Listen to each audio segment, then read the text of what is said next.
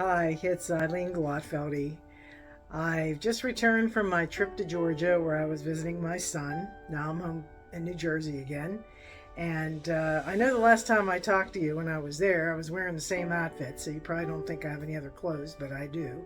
This is just a coincidence.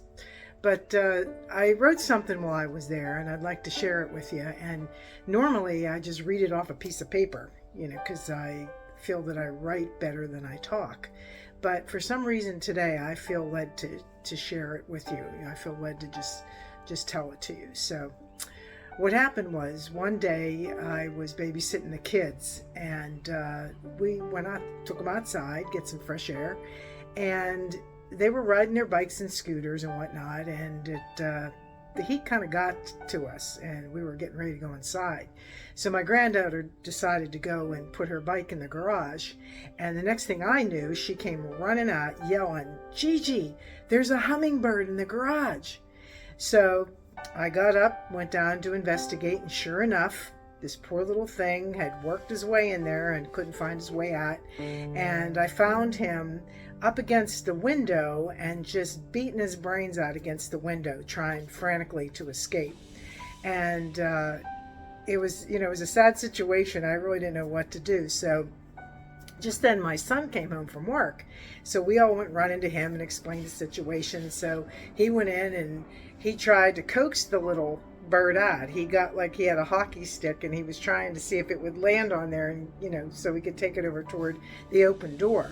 But to no avail. The poor little thing, I think, it was just so confused and scared, it just kept flying off. Well, we were at the end of our rope. We didn't know what to do. And I did what I always do. I went to Google. And sure enough, I shouldn't have been surprised, but I was. There was a video on YouTube. This guy made a video too called "How to Get a Hummingbird Out of Your Garage." So basically what it said was that you just had to let the poor little thing wear himself out.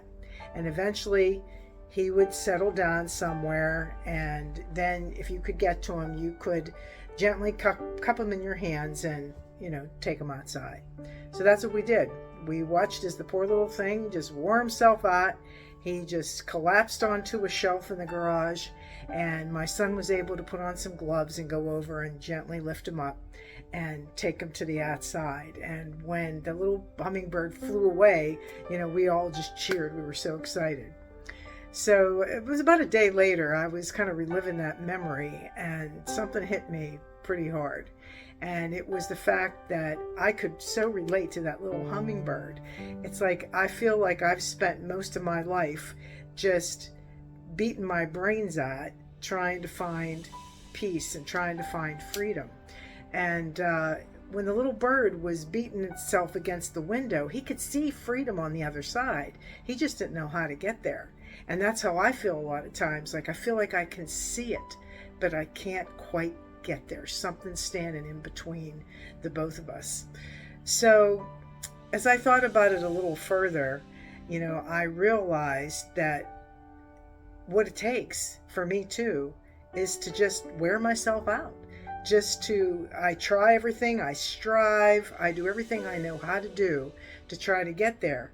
But it's not been until I've worn myself out and I've just sat down and kind of like given up the control, that I felt myself being gently carried over to the other side.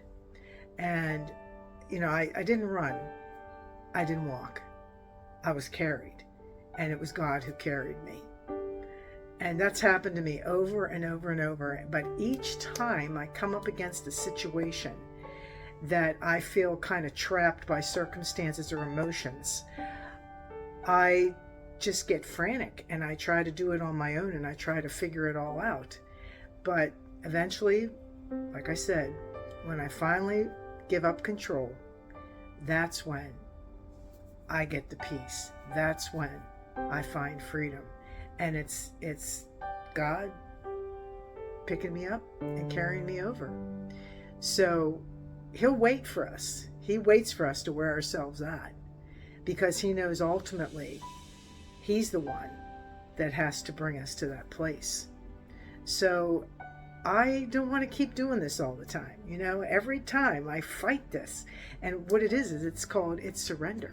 It's surrendering our control, laying it down, and putting the things in his hands.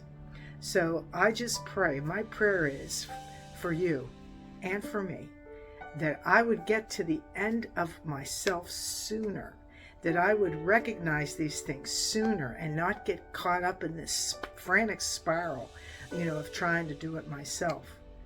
Because that's the only time, that's when we will find true peace and true freedom.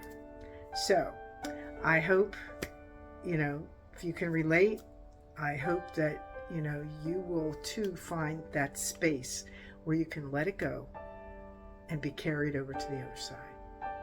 Have a blessed day.